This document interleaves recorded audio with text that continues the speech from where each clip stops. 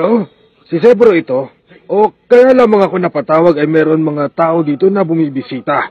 Mga kaibigan daw sila ni Master Kilwa. Oh, pasensya na kayo. Naiintindihan ko. Pasensya na kayo. Sabi na nga ba't walang mangyayari? Hindi po ba kayo tumawag doon sa mismo nilang bahay? Hindi. Dahil ang tinawagan ko ay ang kanilang mayordomo. Ang lahat ng kontak na papasok sa pamilya ay kailangan dumaan muna sa kanya. Kahit sinong miyembro ng pamilya ay hindi kaagad makakasagot ng telepono. Makinig ka, Ginoong Zebro. Ano?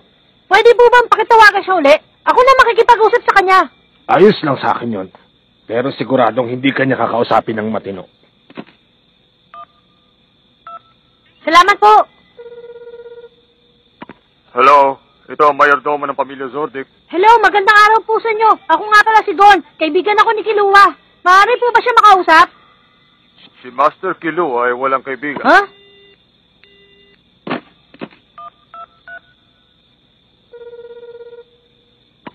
Hello, ito ang mayordomo ng pamilya Zordic. Hindi kita maintindihan. Anong ibig mo sabihin? Gusto ko makausap. Si Master Kilu ay walang kaibigan.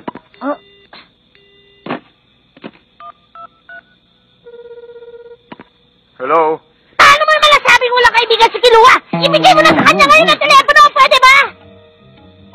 Goon ba ang pangalan mo?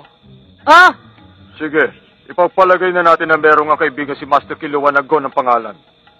Pero paano mo mapapatunayan na ikaw nga yung taong yun? Ipakausap niyo lang sa akin si Kilua. Mapapatunayan dahil sa boses mo? Hindi yata ka panipaniwala. Pwede yon.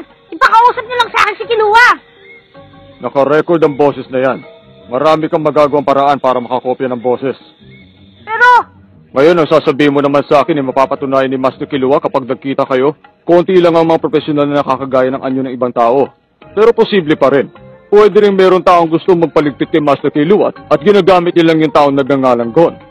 Malamang, alam mo naman ang pinagkakakitaan ng pamilyang Zordic. Kaya natural lamang na marami silang kaaway. Ang trabaho ng mayordomong katulad ko ay ilayo sila sa mga katulad mo. Hanggat may posibilidad na malagay sa panganib ang buhay ni Master Kilua, wala akong makita magandang dahilan para payagan ka makausap siya. Patawad, kailangan ko nang umalis.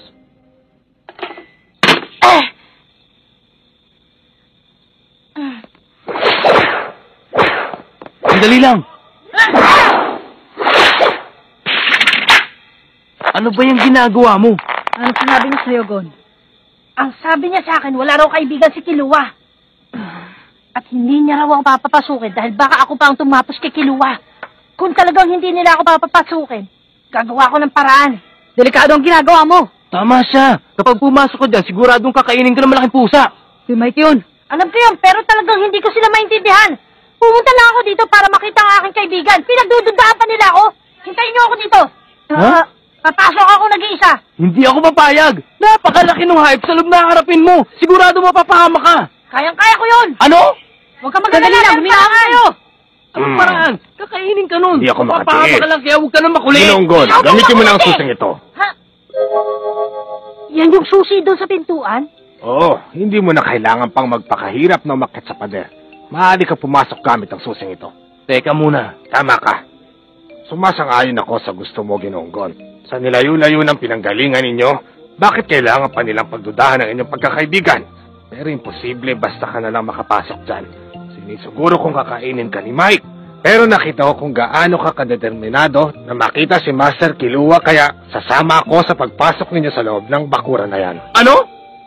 Anong malay nyo, kapag sinamahan ko kayo sa pagpasok ay matandaan ni Mike ang lahat ng pinagsamahan namin sa loob ng mahabang panahon. Pero medyo delikado pa rin yun. Hindi niyo pwede gawin yan. Ayoko malagay sa panganib ang buhay ninyo nang dahil lamang sa akin. Hindi, sasama ako. Ganon din naman kung magpapaiwan ako dito. Ha? Kapag pinabayaan ko mapahamak ang mga kaibigan ni Master Kilua, siguradong wala na akong mukhang may haharap sa kanya. Kung mapapahamak kayo, ako na munang mauuna.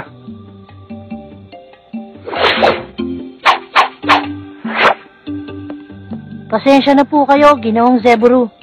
Hindi ko man lang inisip ang inyong damdamin. Napakabait niya. Kaya niyang pigilin ang galit na nag-uudyok sa kanya para sa kapakanan ng ibang tao. Malaki ang tiwala niya sa kanyang mga kaibigan, kaya sigurado siyang makakaya nila basta't sila'y magtutulungan. Ibang klase. Ginonggon, gusto mo bang makita ang alaga nilang si Mike? Ano? Opo. Kung ganon ay bubuksan ko ang pintuan ng pagsubok. Pagpasok mo ay basdan mong mabuti ang kanyang itsura. Sige po. Oh!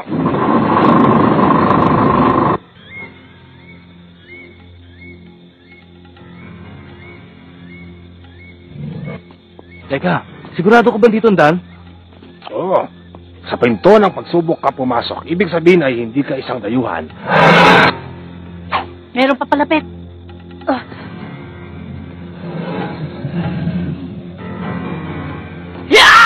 Yan ay. Siya si Mike.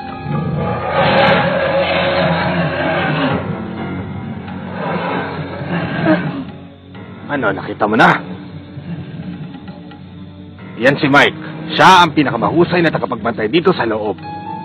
Palagay ko'y meron kang kakayahan na makipag-usap sa kanya habang kayong dalawa ay nagtititigan. Minememorya na niya ang itsura at amoy ng taong ngayon lamang niya nakita. Wala siyang ibang nararamdaman kahit na anong emosyon.